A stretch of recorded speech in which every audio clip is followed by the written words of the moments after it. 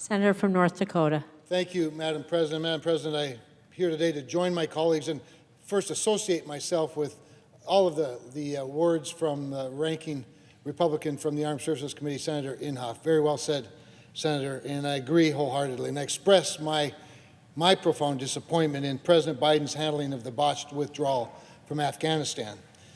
Madam President, the American people, and certainly my constituents in North Dakota, are upset, and they have every right to be. For weeks, we were inundated with horrifying stories of Americans and our allies fleeing for their lives, paired with a constant stream of disturbing images and videos out of Afghanistan as it was taken over by the Taliban. Yet somehow President Biden has the audacity to call the withdrawal a, quote, extraordinary success. Well, President Biden's wrong. It was not an extraordinary success. The withdrawal was an abject failure, and President Biden bears all of the responsibility for it.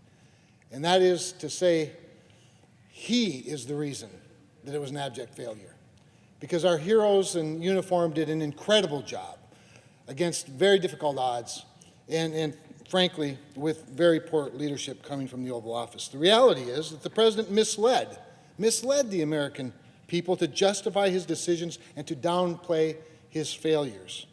And now, our terrorists are emboldened, our allies are questioning the United States' resolve, and the United States is less safe because of it. The reality is, his deceitful rhetoric really began several months ago. In August, he led us to believe our military leaders were united in their support of his withdrawal plans. Like many of my colleagues, I expressed concerns at the time when his plans were first announced and urged him to follow a conditions-based withdrawal. He did not. And to rationalize his choices, he worked to convince us, the most senior leaders in the Pentagon, were standing behind him, agreed with him. They gave him this advice, he said.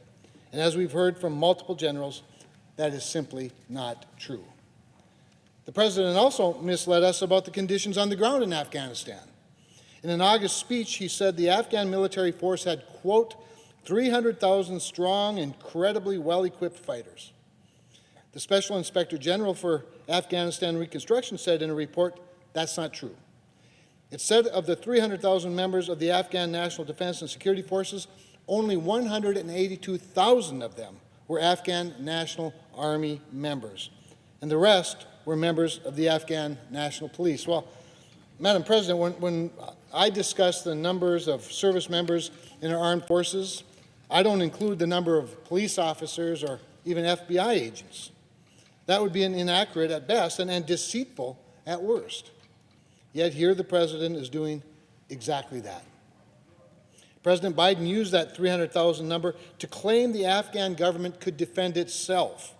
And he later tried to say no one could predict their forces would fall so quickly.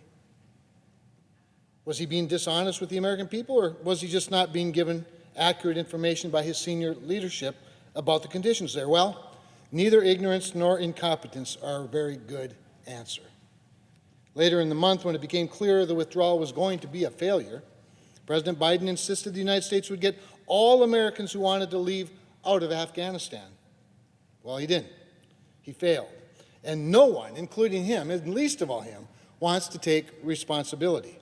The State Department says, talk to the Defense Department. The Defense Department says, talk to the State Department. But no one is taking responsibility. And I say the buck stops in the Oval Office with the president, who let that happen and who's letting his team dodge taking responsibility, all while Americans fear for their lives in a country run by terrorists and the terrorist sympathizers. Near the end of August, after 13 brave U.S. military members were killed in an ISIS-K terrorist attack during the botched withdrawal, President Biden rushed to release a statement taking credit for this retaliatory drone strike. He said, quote, I said we'd go after the group responsible for the attack on our troops and innocent civilians in Kabul, and we have, he said. Well, except he hadn't. It was later revealed, as we know, that the strike did not take out any ISIS-K leaders. In fact, it took out 10 civilians, including 7 children. But since then, the President said nothing. He didn't say anything about this horrifying revelation when it was clear that he misled the American people in the wake of the strike.